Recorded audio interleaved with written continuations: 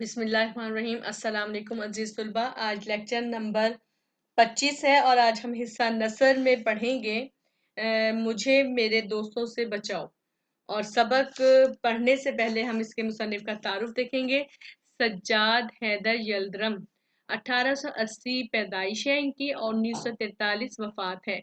सज्जाद हैदर यल्दरम के जद अमजद वस्त एशिया से हिंदुस्तान आए।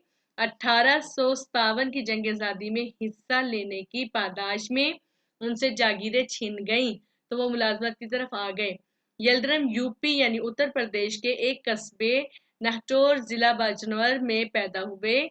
उनका बचपन बनारस में गुजरा और इब्तदाई तालीम यहीं हासिल की।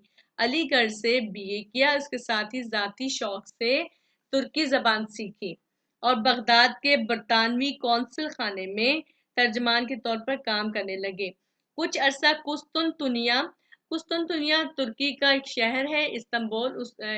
शहर इस्तांबुल का नाम है कुस्तुनतुनिया। कुछ अरसा कुस्तुनतुनिया में भी रहे और तुर्की ज़बान और अदब का मज़ीद मुताला किया। अलीगढ़ मुस्लिम यूनिवर्सिटी के रजिस्ट्रार के तौर पर काम किया। फिर जजायर इंडमान में रेवेन्यू कमिश्नर रहे। 1943 में लखनऊ में वफात पाई। सज्जाद हैदर यल्दरम साहिब तर्ज अदीब, मुतरज्जिम और शायर थे।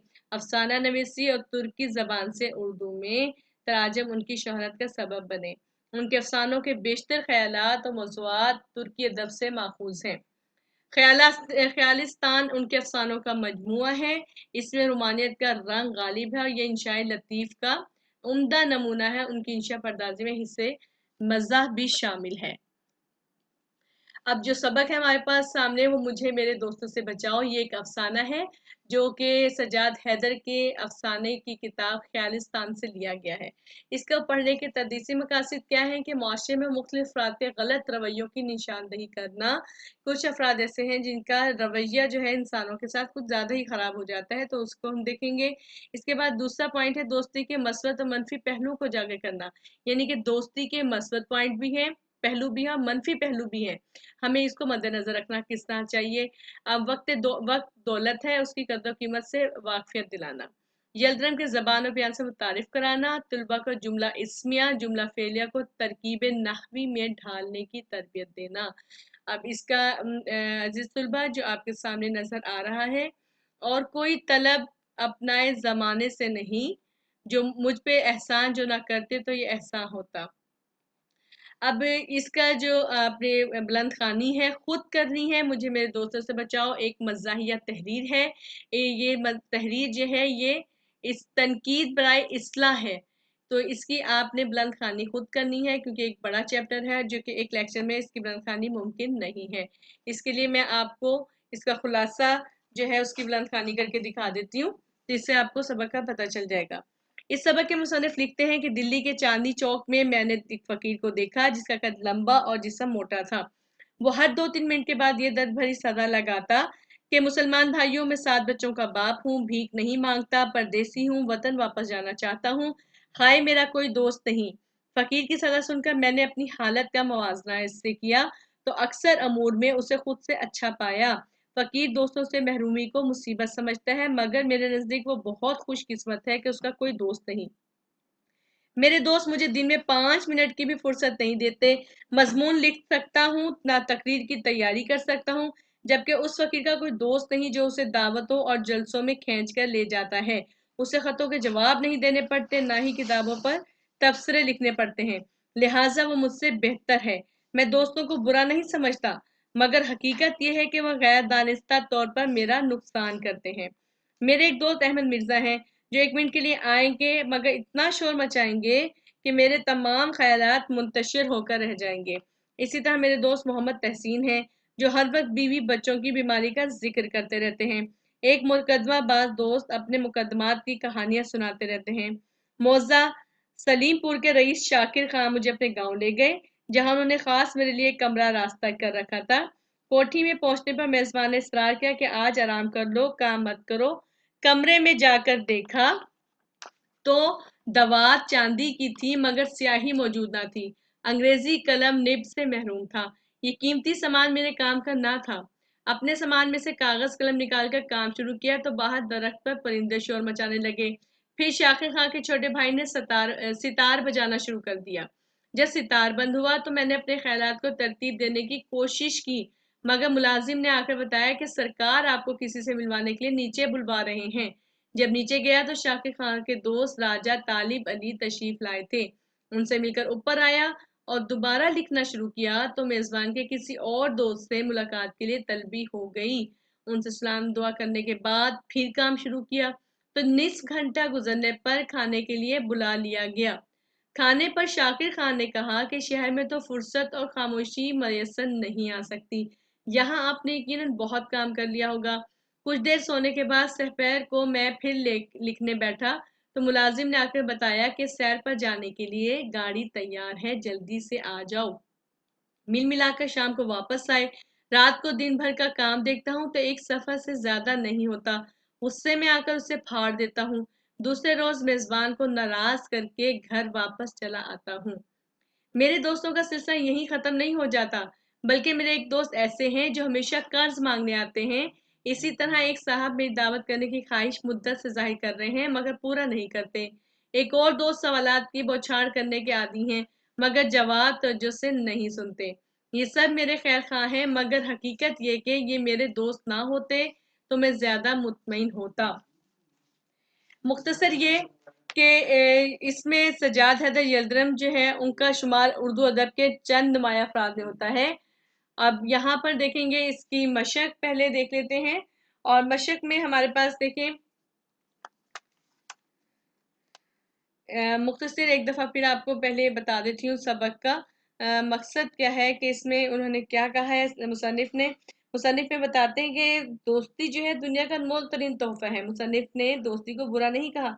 दोस्ती के कुछ असूल होते हैं, अगर हम उन पर अमल करेंगे तो बावकार रहेंगे, वरना अच्छे दोस्त हमसे रूठ जाएंगे। हमें हमेशा दोस्तों की मसरूफियात का ख्याल रखना चाहिए। दोस्तों को बेजा और बेवक्त तंग करने की कोशिश नहीं करनी चाहिए। हमें अपने दोस्तों के लिए आसानियां पैदा करने की कोशिश करनी चाहिए। ऐसा करने से दोस्ती की गाड़ी चलेगी, वरना फिर हमें भी मुसन्निफ के बकौल ये कहना पड़ेगा कि मुझे मेरे दोस्तों से बचाओ। अच्छा, अब इसकी मशक देखते हैं। मशक में सवाल है, चांदनी चौक में फकीर की तकरीर का लबे लुबाब क्या था? मुसन्निफ पर इस फकीर ने क्या असर किया? मुसन्निफ को अपने बेतकल्लुफ दोस्त भड़भड़िया से क्या शिकायत है? मोहम्मद तहसीन की गुफ्तगू का महवर क्या होता है? मुसन्निफ के कौन से दोस्त अदब के ज्यादा दिल दादा हैं, यानी अदब का शौक रखते हैं?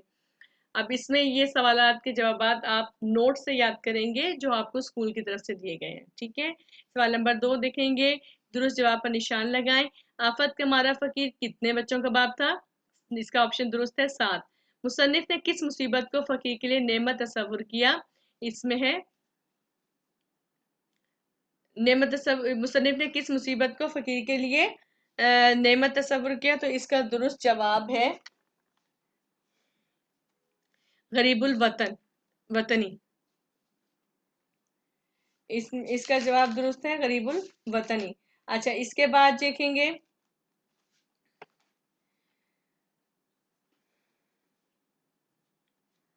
नंबर 3 है, मुसन्निफ ने किस दोस्त को भड़भड़िया दोस्त कहा है? अब किसको कहा है इसमें? इसमें जो इसका दुरुस्त जवाब ये है,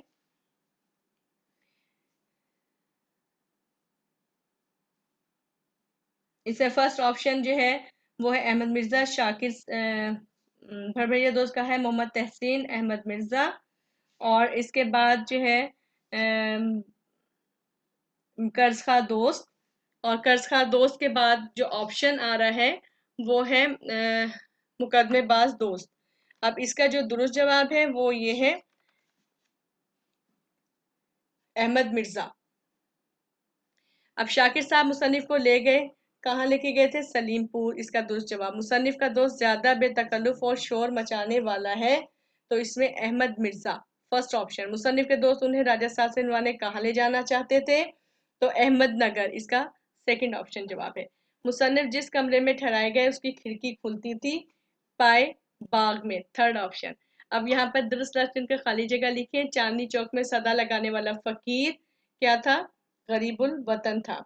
अब अहमद मिर्जा की खलकत में दाखिल है कि 2 मिनट, निचला लफ्ज आएगा, इसे निचला नहीं बैठा जाता। मुसन्निफ को लिखने पढ़ने से मना करने वाले दोस्त का नाम احمد دوست کا نام جو ہے وہ شاکر خان ہے۔ احمد نگر کے رئیس کا نام اس میں ہے طالب علی۔ میرے دوست کا نام شاکر خان، اس میں ہے ادب پسند۔ سوال نمبر 4، سبق کے متن کو دیکھتے ہوئے درست یا غلط پر نشان لگانا ہے۔ چاندنی چوک میں ایک بدصورت فقیر صدا لگا رہا تھا، تو یہ غلط ہے۔ فقیر کے پاس سب کچھ تھا، اس کا کوئی دوست نہ تھا، یہ بھی غلط ہے۔ نمبر 3، احمد مرزا کو مصنف نے بھڑبھڑیا کا نام دیا، تو یہ ٹھیک ہے۔ شاکر خان کے ہاتھ سیاہی کی دوات خشک اور قلم بغیر نب کے تھا، تو یہ بھی درست ہے۔ شاکر خان کے بھائی کو موسیقی سے نفرت تھی، غلط۔ اب یہاں پر دیکھیں گے سوال نمبر 7 میں لفظ لفظ جو ہے محاورات کو ترکیب کو جملوں میں استعمال کریں، تو اس کو آپ نے ابھی کاپی پر نہیں لکھنا، لیکن اس کے معنی دیکھ لیتے ہیں کہ لفظ لفظ کا مطلب ہے بالکل ٹھیک ٹھیک، اور نحیف و نزار یعنی کہ بہت زیادہ ضعیف کمزور، زندگی دوبھر ہونا، مشکل ہو جانا، نیچنا نہ بیٹھنا یعنی کہ ہر وقت شرارت سوچنا، کلیجے پر پتھر رکھنا، بہت زیادہ صبر و شکر کرنا، شایان شان یعنی کہ ذوق کے مطابق، ماتھا ٹھنکنا یعنی کہ تھوڑا سا حیران رہ جانا، اور رتب اللسان کا مطلب ہے تعریف کرنا، تعریف کے پل باندھ دینا۔ جملہ اسمیہ جملہ فعلیہ کی ترکیب نحوی دیکھیں گے، گرامر ٹاپک ہے یہ ہمارے پاس۔ کسی جملے کے اجزاء، کسی بھی جملے کے اجزاء الگ الگ کرنے، ان کے باہمی تعلق کو ظاہر کرنے کو ترکیب نحوی کہتے ہیں۔ ایک اور بات ذہن میں رکھیں کہ جملہ جو ہے اس کے 2 بڑے حصے ہوتے ہیں، اور یہاں پر ہم اس کو جو الگ کرنے ان کے باہمی تعلق کو ظاہر کرنے کو ترکیب نحوی کہتے ہیں۔ ترکیب نحوی کرنے سے پہلے یہ جاننا ضروری ہے کہ جملہ اسمیہ ہوتا ہے، جملہ فعلیہ۔ اب جملہ اسمیہ اور جملہ فعلیہ جو ہے ترکیب نحوی کرنے کے لیے ہمیں پہلے اس کی تعریف دیکھنی ہوگی۔ اگر کسی شعر یا مصرعے کی ترکیب نحوی کرنا مقصود ہو تو اسے نثر میں تبدیل کرتے ہیں، یعنی کہ اشعار کو نثر انداز میں لکھتے ہیں، مفہوم لکھتے ہیں، اس کی ترتیب اس طرح سے ہوتی ہے، ان کی ترتیب اس طرح سے ہوتی ہے۔ جملہ اسمیہ میں 3 چیزوں کا ہونا بہت ضروری ہے، اس کے 3 جز ہیں، جیسے اس میں فعل ناقص، مبتدا خبر اور متعلق خبر، یہ جملہ اسمیہ کے لیے ہونا بہت ضروری ہے۔ جملہ فعلیہ میں فعل تام، فاعل، مفعول اور متعلق خبر جو ہے ان کا ہونا بہت ضروری ہے۔ مثالیں جیسے احمد ہوشیار ہے، اس میں ہے لفظ جو ہے وہ فعل ناقص ہے۔ احمد جو ہے مبتدا یعنی فاعل جس کے متعلق خبر دی جا رہی ہے، ہوشیار ہمارے پاس خبر ہے۔ تو یہاں پر دوسری مثال ہے شاہد اور امان حاضر تھے، اس جملے میں تھے جو ہے فعل ناقص ہے، شاہد اور امان جو ہے دونوں مبتدا آگے، اور حاضر تھے یعنی حاضر ایک خبر سنائی جا رہی ہے، تو یہ خبر ہے۔ اب جملہ فعلیہ کی مثال دیکھیں، جمیلہ کتاب پڑھتی ہے۔ اب جمیلہ کتاب پڑھتی ہے تو فعل جمیلہ جو ہے وہ پڑھتی ہے، لفظ جو ہے وہ فعل کہلائے گا، جمیلہ جو ہے فاعل ہے اور کتاب مفعول ہے۔ اقبال نے مون مارکیٹ سے نیا قلم خریدا، یعنی خریدا فعل ہے، اقبال جو ہے وہ فاعل ہے، نے علامت فاعل کی آ گئی ہے، اور مون مارکیٹ مجرور اور سے حرف جار ہے۔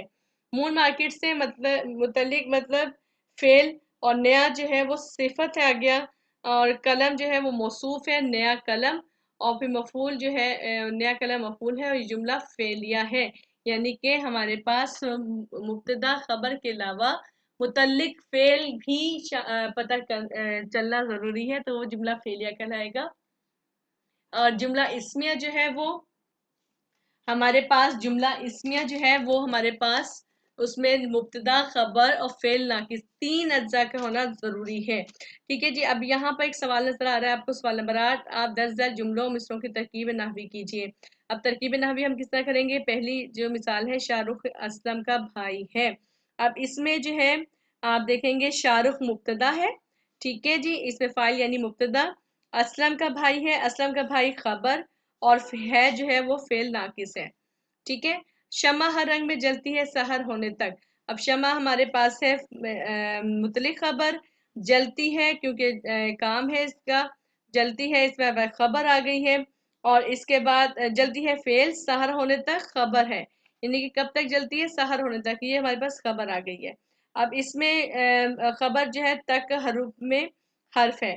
اب تندرستی ہزار نعمت ہے، اب تندرستی کیا ہے ہمارے پاس؟ مبتدا، ہزار نعمت جو ہے ہمارے پاس خبر ہے، اور ہے کا مطلب یہ ہے جو یہاں پر ظاہر کر رہا ہے وہ ہے فعل ناقص۔ अब राफिया मोमना किताबें खरीदने गईं। राफिया जो है और मोमना जो है फाइल आ गए, मुब्तदा, किताबें जो हमारे पास है वो मौसूफ है, और है ना कि कहते हैं खरीदने, खरीदने लफ्ज जो है वो फेल है, और गई का मतलब हमारे पास खबर है। अब शहरियार जो है बीमार है, शहरियार मुब्तदा है, बीमार हमारे पास खबर आ गई, है फेल नाकिस। जी, अफसाना है इसमें। ये उस फर्जी कहानी को कहते हैं जो मुख्तसर, दिलचस्प और वाक़याती लिहाज से ज़िंदगी के किसी पहलू पर रोशनी डाले। उसके किरदार फर्जी होते हैं लेकिन हकीकी नज़र आते हैं। इसकी तवालत इतनी होती है कि एक नशिस्त में पढ़ा जा सकता है। अफसाना का मतलब कहानी, यानी कि छोटी कहानी जो एक ही नशिस्त में हम बैठकर पढ़ लेते हैं। बहुत लंबी तवालत, इसमें ये तवालत का मतलब बहुत लंबी नहीं होती बल्कि मुख्तसर कहानी होती है। ठीक है, वहदत तासुर उसकी बड़ी खूबी होती है, यानी कि उसका जो एक नशिस्त में पढ़ी जाने वाली कहानी जिसमें उसका पस मंज़र भी वाज़ेह हो जाए और मुकम्मल तौर पर कहानी जो है वो समझ में आ जाए। इसके बाद असाज़ा कराम में जो पॉइंट है वो ये है कि जी दोस्ती का सही मफ़हूम वाज़ेह किया जाए। तो अज़ीज़ तलबा, दोस्ती जो है वो बहुत ही कीमती नाज़ुक चीज़ है, और ये कि मिसल मशहूर है कि दोस्त की अगर किसी की अखलाकी हालत मालूम करनी हो तो उसके दोस्त की अखलाकी हालत मालूम की जाए। यानी कि अच्छी दोस्ती, अच्छी सोहबत जो है वो दूसरे की शख्सियत पर असरअंदाज होती है। इसलिए हमें दोस्ती करते हुए ये इस चीज़ का ख्याल रखना चाहिए कि हम दोस्ती किससे कर रहे हैं और उसकी सोहबत क्या है। और हम अच्छे लोगों में उठेंगे बैठेंगे तो हमारी अपनी शख्सियत में भी निखार आएगा। अगर हम बुरे दोस्तों की सोहबत में बैठेंगे तो उसका असर भी वैसा ही रहेगा। हज़रत मोहम्मद सल्लल्लाहु अलैहि वसल्लम की भी हदीस मुबारका है कि जो दोस्त है एक खुशबूदार दुकान में इत्र बेचने वाले की मिसाल की तरह होता है। जैसे अगर वो कुछ ना भी खुशबू लगाए लेकिन उसके हाथ से, उसके जिस्म से खुशबू आती है, अत्तर की खुशबू आती है। ठीक है, और दूसरे बुरे दोस्त की जो मिसाल है वो एक भट्टी के मानिंद है, जो भट्टी में काम करता है कि अगर वो वहाँ कुछ भी ना लगाए, अपने हाथ जो है मतलब किसी चीज़ में इस्तेमाल ना करे, फिर भी धुएं से उसके कपड़े और हाथ जो है वो काले हो जाते हैं। तो लिहाजा हमें इस चीज़ का ख्याल रखना चाहिए कि दोस्ती जो है हमें अच्छे लोगों से करनी चाहिए जिनसे हमें फ़ायदा हो, जिनके साथ बैठकर उससे भी हमें फ़ायदा हो। हमें दोस्ती का सही मफ़हूम जो है वो पता चलता है कि दोस्त कैसे बनाने चाहिए। इसके अलावा यहाँ पे वक्त की अहमियत का एहसास दिलाया जाए तो अजीज़ तलबा, एक तो ये कि मुसन्निफ़ जिस तरह से बता रहे थे कि जैसे उनको लिखने के लिए वक्त सही मुनासिब नहीं मिल रहा था, उनके दोस्त उनको उनके हर काम में खलल पैदा कर रहे थे। तो हमें वक्त का एहसास करना चाहिए कि क्या हम भी तो ऐसा नहीं कर रहे हैं, क्या हम दूसरों के आराम में, दूसरों के काम में खलल पैदा तो नहीं करते, उनका वक्त ज़ाया नहीं करते। यानी कि हमें वक्त की अहमियत का अंदाज़ा होना चाहिए कि वक्त बहुत ही कीमती चीज़ है, क्योंकि मिसल मशहूर है कि गया वक्त हाथ नहीं आता। तो हमें वक्त की अहमियत का एहसास करते हुए अपने तमाम काम वक्त पर ही कर लेने चाहिए, और हमारी वजह से किसी दूसरे का वक्त भी ज़ाया नहीं होना चाहिए, क्योंकि वक्त जो है वो बहुत ही कीमती चीज़ है। तो अब आपने इस चीज़ का ख्याल रखना है, एक तो अपना वक्त ज़ाया होने से बचाना है, दूसरा हमारे से अगर कोई दूसरा शख्स जो हमसे मुंसलिक है, हमसे जुड़ा हुआ है और उसका वक्त ज़ाया हो रहा है हमारी फजूल बातों से, हमारे फजूल कामों से, तो उससे गुरेज करना चाहिए। ठीक है, इसके अलावा यहाँ पे एक पॉइंट बहुत ही खूबसूरत सा लिखा हुआ है कि अपने मनपसंद काम में मसरूफ रहने से ही इंसान खुश रह सकता है। जैसे एक मुसन्निफ को जो शौक था वो लिखने का था, वो लिखारी थे, राइटर थे, यानी उन्हें दिली तस्कीन हासिल होती थी जब वो कुछ ना कुछ लिखते थे, तकरीरें लिखना, मजमून लिखना या शायरी लिखना। जो भी मतलब मुसन्निफ जो होते हैं, शायर जो होते हैं, उनकी तस्कीन उसी से ही होती है जिसमें उनको पसंद, उनकी पसंद शामिल हो, दिली पसंद। तो अब हमारे पास हमें भी मतलब ये देखें कि जब कोई चीज़ हमें पसंद आती है तो हम वो काम बहुत दिलचस्पी से करते हैं, और अगर किसी काम में हमारा दिल नहीं है, हम उसे दिलचस्पी से नहीं कर पाते। तो इस चीज़ का ख्याल रखेंगे। इंशाल्लाह ये चीज़ें जो है हमने सबक पढ़ने के बाद ये हासिल हुई हैं, और इस चीज़ से हमें पता चलता है हमें अपनी अमली ज़िंदगी में भी इस चीज़ का जायज़ा लेना चाहिए कि क्या हम भी तो ऐसे कामों में इन्वॉल्व तो नहीं हैं, क्या हम भी ऐसे कामों से दूसरों का नुकसान तो नहीं कर रहे। तो हमें अपना मुहासबा करना चाहिए और हमें अच्छे कामों में वक्त गुजारना चाहिए ताकि हमारा वक्त भी बचे और दूसरों का वक्त भी ज़ाया होने से बचे। तो अजीज़ तलबा, उम्मीद है कि आप इस सबक को अच्छे से पढ़ेंगे और इसमें जो अहम बातें हैं उन पर अमल करने की कोशिश भी करेंगे। तो आज के लिए सिर्फ इतना ही। इंशाल्लाह आज के जो घर का काम है वो ये है कि आपने इस सबक का खुलासा नोट से याद करना है, साथ ही सवालात मुख्तसर सवालात के जवाबात भी नोट से याद करने हैं। तो इंशाल्लाह नेक्स्ट लेक्चर में इक़्तिबास की तशरीह करेंगे। अपनी दुआ में याद रखिएगा। अल्लाह हाफिज़।